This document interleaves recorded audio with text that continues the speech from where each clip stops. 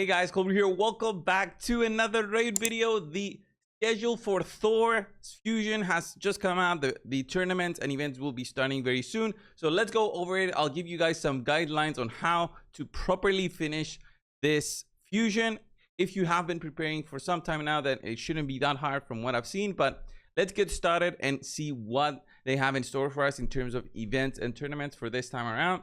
It's not something out of the ordinary by any means from what I've seen from the fusion. If you guys know all about what double dipping means in terms of doing these events and tournaments, it's very simple. If there's an event that you can do and at the same time get points for a tournament and the similar way around, then that's called double dipping, or even triple dipping sometimes. So this is what we have currently going on. A spider tournament starting today on the 5th of the month, and this time around you want to double dip with that, with the dungeon divers that will be starting tomorrow. So you no need to farm today, Thursday, no need to farm the spider. If you have some energy, you want to spend it, you might want to start doing some champion training with that one, since the champion training usually does not give you that much of points for dungeon divers, but the spider should give you lots of points for dungeon divers.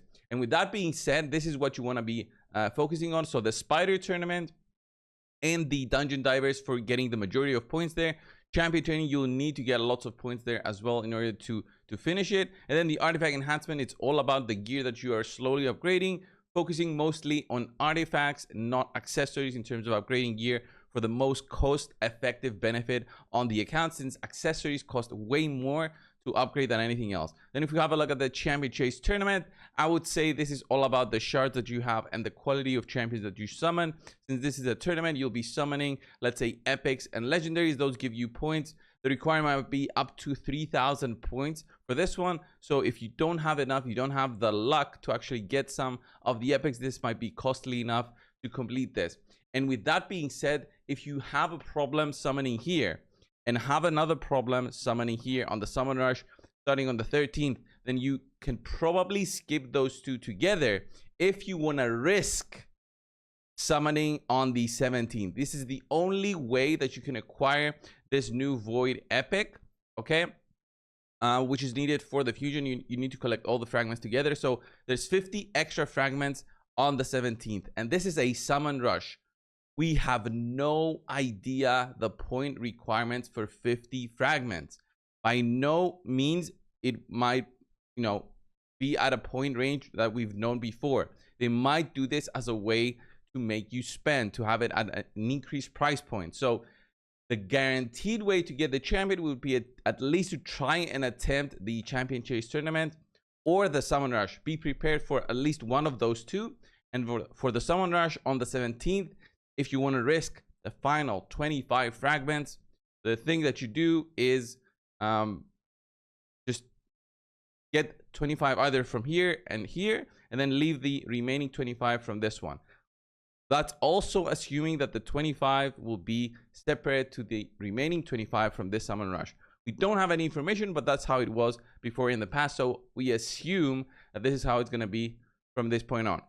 After this, after the championship tournament, there's going to be a classic arena takedown. This is the easiest of them all, the tournament, because this literally costs nothing to all players. You just use your daily arena refreshes and you should be totally fine with finishing classic arena takedowns. Dragon tournament, very similar. It does start on the same day as the dungeon divers here. It does not end on the day of the dungeon divers, so you should be okay. There's going to be an artifact enhancement too, also starting on the 9th.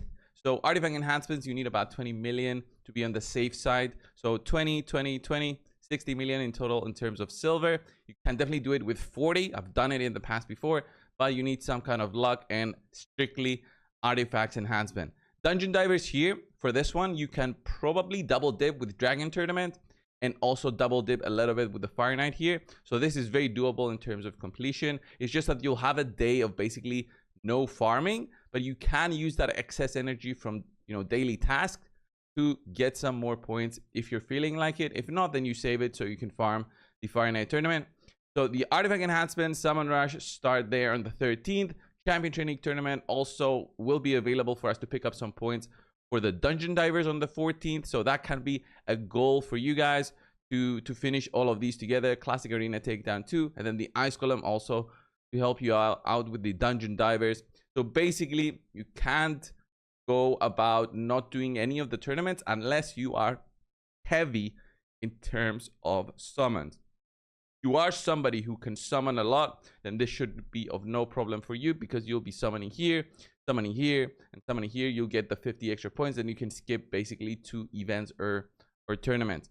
This champion is a void champion. The epic is a void champion, so you'll need to summon void shards if you want to test your luck to pick this one out and help you basically finish this fusion way quicker. But that is an extreme case scenario, which I don't recommend. Thor Hammer, as you guys have seen from all the videos from other creators, as well as I have posted, he is such a great champion. I would highly recommend putting in the effort to pick him up. We do have even the fusion warm-up.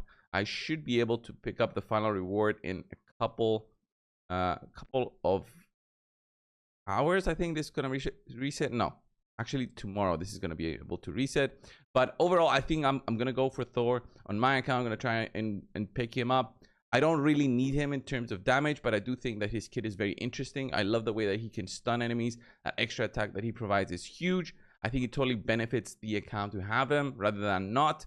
Even if I compare him to other fusions that I went for, it's like this guy here. It's not a bad decision. The barbarians also need some love in terms of using them for the Cursed City.